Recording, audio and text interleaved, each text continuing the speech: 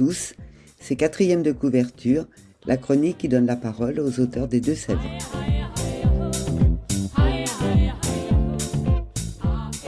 Là où dansent les papillons, de Lucrezia Schiller. Au sein de leur gîte Poitevin, chaque membre de la famille pose, avec sa personnalité propre, contribue à créer une atmosphère chaleureuse et rassurante pour leurs hôtes. L'endroit est idéal pour s'épanouir et se révéler, chacun y trouve ce qu'il recherche et est accueilli à bras ouverts.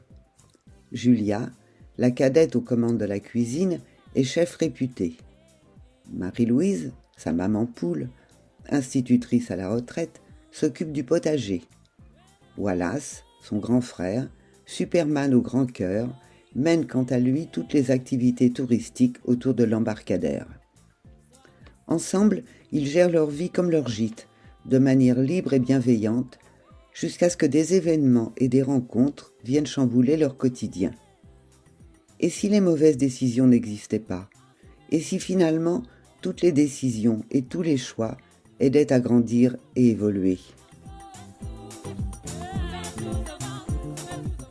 Je suis en compagnie de l'auteur de Là où dansent les papillons, qui est venu jusqu'à la maison secrète pour nous en parler. Bonjour Lucrezia Schiller. Bonjour. D'abord un petit mot sur vous, on ne se connaît pas encore. Dites-nous un petit peu qui vous êtes.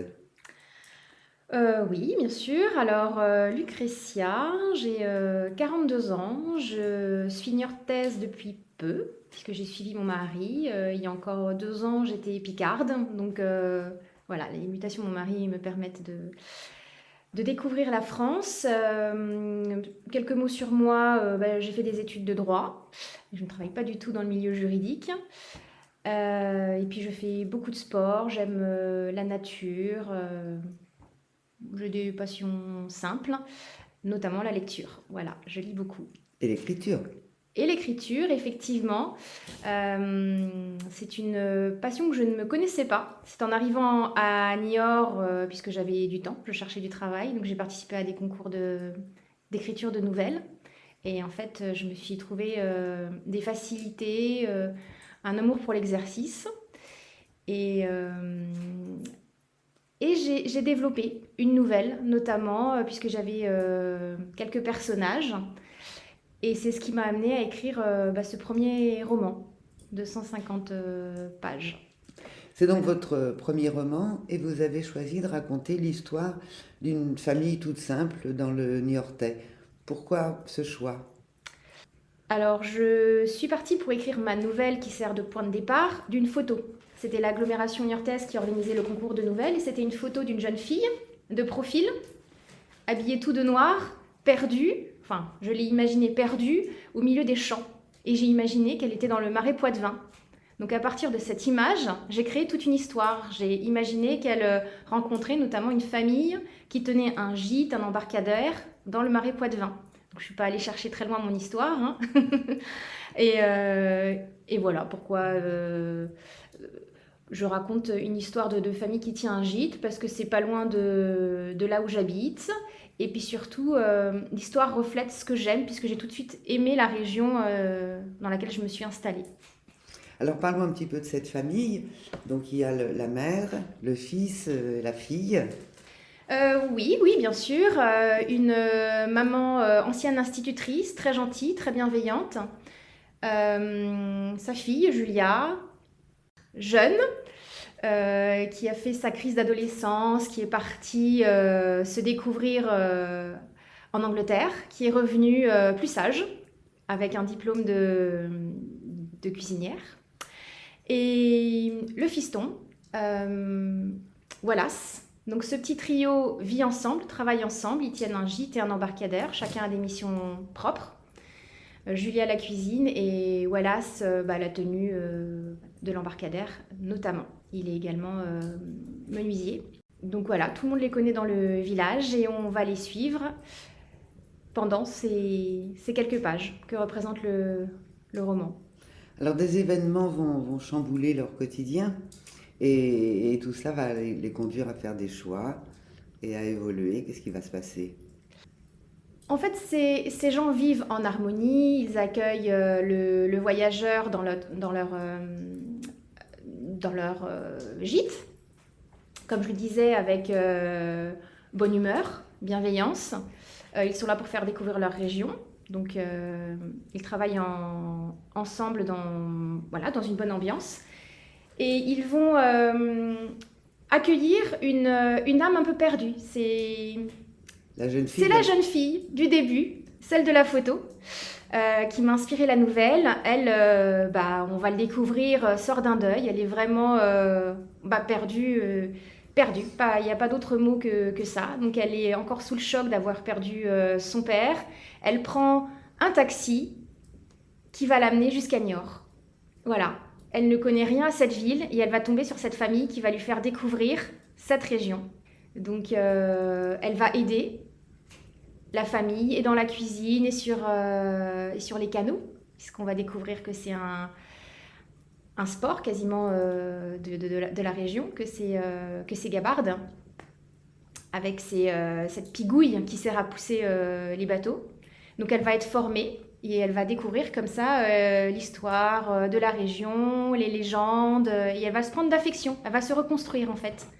Donc cette famille d'accueil va devenir un peu son pilier. Et voilà, va surtout l'aider à se reconstruire et à vivre, à surmonter son deuil. On dit qu'un premier roman est souvent un roman autobiographique.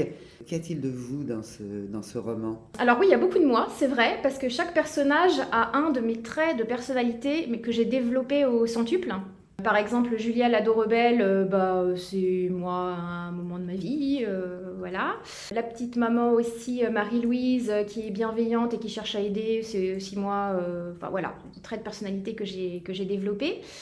Ensuite, beaucoup de moi aussi dans l'histoire, parce que j'adore cette région. Je la découvre depuis 2 ans, donc il y a beaucoup de mes découvertes dans ce livre. Et puis il y a beaucoup de mes passions aussi. Le théâtre, j'ai pratiqué le théâtre pendant 7 ans, au conservatoire, mais aussi dans des associations. Donc ça revient un petit peu dans le livre. Je parle également de la course à pied, puisque je fais beaucoup de courses et que c'est mon sport un peu de prédilection. Donc voilà, plein de petites choses, je dirais non, beaucoup de choses de moi finalement dans ce livre. Donc oui, il est sûrement autobiographique, même si voilà, je tiens pas de gîte ni d'embarcadère, mais oui, il y a beaucoup de moi, c'est sûr.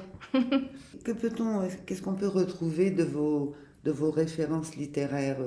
Quelles sont-elles? Quels sont les auteurs qui vous ont inspiré, qui vous inspirent en général? Alors j'adore Amélie Nothomb, parce qu'elle a un univers avec lequel j'accroche. Alors des fois c'est des histoires à dormir debout, d'autres un peu plus réalistes. Voilà, ça, c'est vraiment un auteur pour moi fétiche. Il y a une période où j'aimais bien les romans un peu positifs, un peu feel good. C'est d'ailleurs dans cet esprit-là que j'ai écrit le roman, c'est-à-dire on le lit, on a la banane, on est heureux, c'est des bons sentiments. J'ai écrit dans ce livre des choses que j'aimerais lire en fait, des références culturelles. Dans le premier chapitre, par exemple, il y a une référence à Giacometti. Oui, parce que je suis aussi fan d'art. Donc voilà, j'écris un livre que j'aimerais lire avec des références culturelles et j'avais pas d'auteur en tête, mais en tout cas j'ai gardé à l'esprit cette chose-là qui est de dire le lecteur doit prendre plaisir à lire mon livre. Je veux pas être saoulante. Voilà, je me mettais à la place du lecteur, je veux être surprise et voilà, que ça génère chez moi des ondes positives. Est-ce que vous avez un deuxième roman en préparation ou une suite? Alors, je continue à écrire des nouvelles, mais je n'ai pas dans ces nouvelles ce que j'ai détecté dans la première nouvelle qui a donné lieu au roman, c'est-à-dire des personnages qui pourraient tout de suite donner lieu à une histoire. Donc, j'ai pas encore ma base pour un deuxième roman, mais c'est vrai que on m'encourage à écrire un deuxième roman, donc c'est plutôt positif. Mais j'ai pas encore la trame. C'est bien, bon, on va l'attendre alors. Comment peut-on se procurer votre livre? On le trouve facilement? Alors oui, on le trouve facilement sur la plateforme Librinova en tapant mon nom, donc Chile Lucretia, là où dansent les papillons. Il est disponible aussi sur toutes les plateformes numériques, donc Kindle, ce genre de choses. Donc il est plus facilement accessible en version numérique. Mais on peut l'avoir aussi en version papier. On peut l'avoir en version papier auprès des librairies qui ont un partenariat avec Librinova. Et on peut aussi me trouver sur des séances de dédicaces, mais là c'est vraiment très localisé. Merci Lucretia de m'avoir accordé cet entretien. Merci à vous. Et puis j'invite les lecteurs à vous découvrir et puis on attend le prochain. Vous viendrez nous voir. Oui, avec plaisir.